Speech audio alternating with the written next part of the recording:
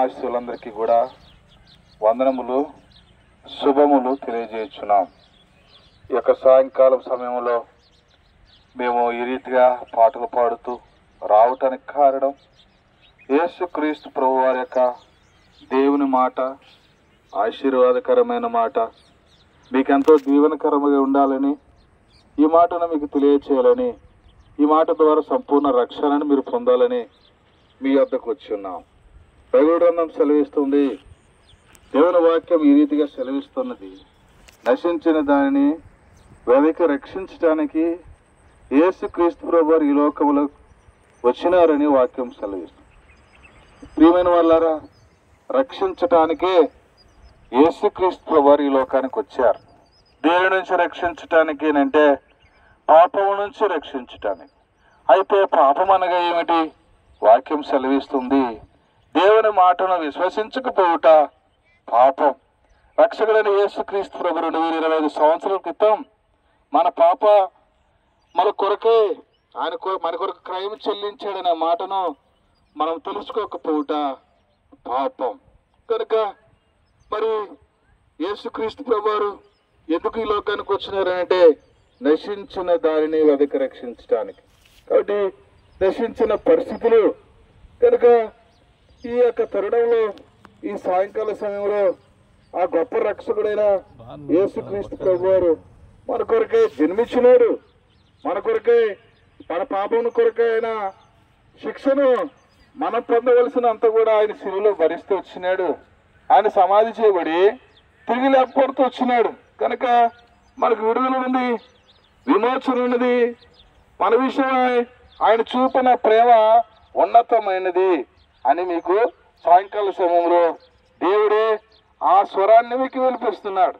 ఎందుకంటే దేవుడు నిన్ను ఎంతగానో ప్రేమించిన వాక్యం సెలవిస్తుంది.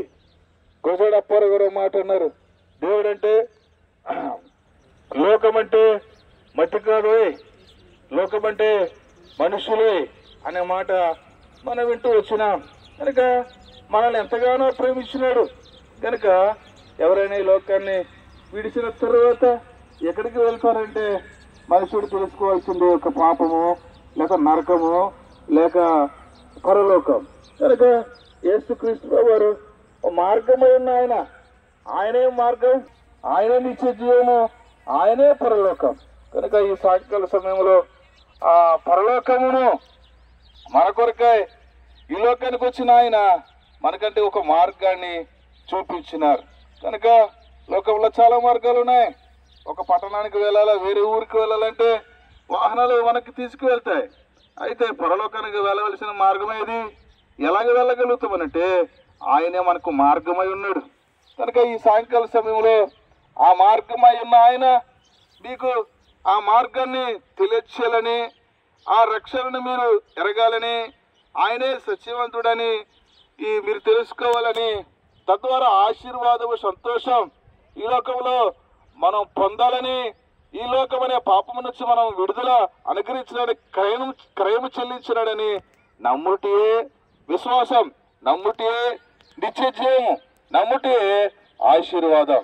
అటువంటి గొప్ప రక్షణను మీరును మీ ఇంటి వారు పొందాలని, ఆయనే మార్గమై ఉన్నాడని, ఆయన మనల్ని ఎంతగానో ప్రేమించినాడని, నా యొద్దకు ఆయన రమ్మన్నాడని సెలవిచ్చిన మాటను మీరు వినండి, ఆశీర్వాదం పొందండి, గొప్ప రక్షణ పొంది మీరు కూడా నిత్య జీవానికి వారసులుగా అవ్వాలని ఈ సాయంకాల సమయంలో చెప్పాం.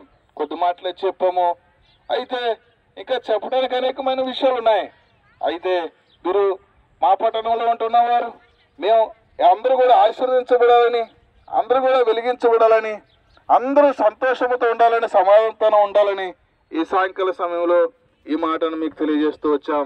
మీరును మీ ఇంటి వారును సంపూర్ణంగా రక్షణ పొందుదురుగాక. అయితే మీ కొరకే మేము ప్రార్థన చేసి వెళ్తాం. ప్రేమ కలిగిన తండ్రి, వందనములు. నీవే మార్గమై ఉన్నావని, నీవే సత్యమై ఉన్నావని, నీవే రక్షణై ఉన్నావని, నా యొద్దకు రండిని సెలవిచ్చిన మాటను బట్టి వందనాలు ప్రభా. ఇక్కడ వింటున్న వారందరి జీవితంలో నువ్వు ఎంత గొప్ప రక్షకుడువో వారి జీవితంలో నీ కార్యాన్ని వారి పక్షంగా జరిపించి, వారు యావత్తు ఒకవేళ అనారోగ్యంగా ఉంటే వారిని బలపరచండి, ఒకవేళ లేమిలో ఉంటే వారిని లేవనెత్తండి. ఏ బాధ నుంచి అయినా విడిపించగలిగిన దేవుడు కనుక ఈ సాయంకాల సమయంలో ఈ పట్టణస్తులందరూ ఈ గ్రామస్తులందరూ కూడా దీవించండి. నీవే నిత్య రక్షకుడు అని వారిని నేను ఎరిగి నేను విశ్వసించి ఆ మేలును వీరందరూ కూడా పొందాలని ప్రార్థన చేస్తున్నాం. వారి పనిపాటులలో, వారి విద్యాభ్యాసాలలో, పిల్లల క్షేమం, ఆరోగ్యాన్ని, భద్రతను వారి కాపుదలు దయచేయమని యేసు పరిశుద్ధ నామములో వేడుకుంటున్నాము తండ్రి.